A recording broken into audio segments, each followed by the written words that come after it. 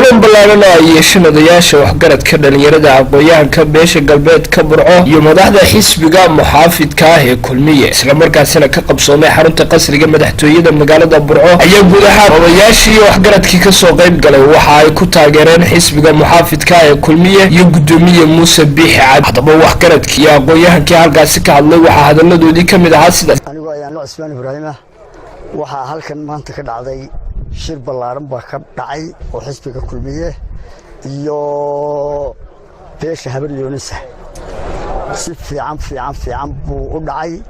waanu soo dhaweynaynaa gudoomiyaha iyo wafdiga badan ee uu hogaaminay isla markaana musharaxa xisbiga kulmiye ee madaxtooyada aad baan u soo dhaweynaynaa. bismillaahi raxmaan raxiim. halkan waxaa ka hadlaya Maxamed Ismaaciil Dubad. waxaan aad iyo aad ugu kalsoonahay haddaanu habar yoonisnahay xisbiga dee horena waanu ugu jirray iminkana taageero adag ayaanu siinaynaa. baahidayadana dee waxa weeye waddanka waxay ka qabteen aad iyo aad baanu ognahay xisbiga ama ma garanaysa dawladda Siilaanyo aad iyo aad bay u muuqataa maanta lama tilmaami karo. bismillaahi raxmaan raxiim. magacayga waxaa la yidhahdaa Cawir Siyaarag Bulaale. halkan waxaanu kula kulannay mujaahid Muuse Biixi Cabdi ahna musharaxa xisbiga kulmiye. wuxuu habar yoonis weyn weydiistay cod.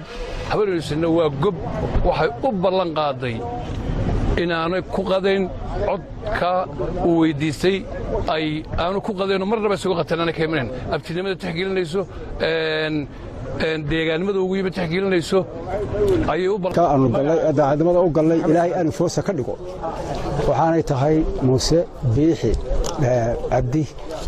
ilaahay waxaanu barinaa waa inuu noqdaa anfoos.